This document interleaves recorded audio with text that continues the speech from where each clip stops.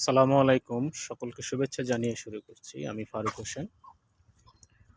আপনারা যারা দেখছেন সকলকে জানাই আন্তরিক শুভেচ্ছা, অভিনন্দন।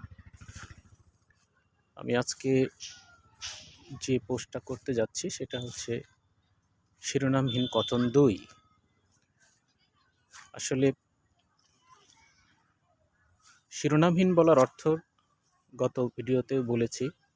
আজকে যেটা বলছি সেটা হচ্ছে যে মূলত নির্দিষ্ট কোনো বিষয় নয়। যখন মনে যে আবেগটা আসবে সেটা প্রকাশ করার জন্যে যেটার কোনো শিরোনাম থাকবে না, সেই অর্থে এটা এখানে প্রকাশ বলছি আমি। আসলে এর মধ্যে একটা বিশ্বাসের কথা হচ্ছে বিশ্বাস। তো বিশ্বাস এমন একটা জিনিস, যদি কেউ আপনাকে বিশ্বাস করে তাহলে আপনি যত কিছু যাই করেন না কেন সে আপনাকে বিশ্বাস করবে। আর যদি আপনাকে কেউ বিশ্বাস না করে আপনি জোর করেও কাউকে কিছু বিশ্বাস করাতে পারবেন না।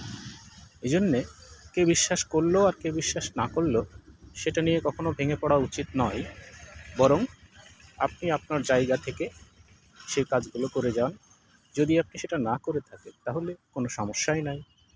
যেমন ধরেন আপনি কাউকে একটা কথা বলেছেন, কিন্তু সবাই বলছে যে আপনি এটা বলেছেন, কিন্তু আদতে আপনি বলেননি। বিধায় যে যা বলবে বলুক, তাতে কিচ্ছু যায় আসে না।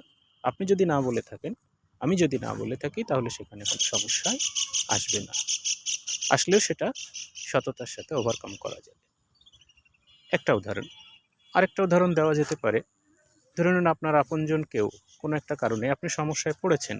আপনি বলছেন যে আপনি এটা করেননি বা করেন না, বা এটার কারণে আপনার কোনো সমস্যা হয়নি, কিন্তু তারা আপনাকে বারবার দোষারোপ করে যাচ্ছে বা দোষারোপ করে যাবে যে হ্যাঁ আপনি এটা করেছেন, হ্যাঁ সে সেটা করেছে, ইত্যাদি ইত্যাদি।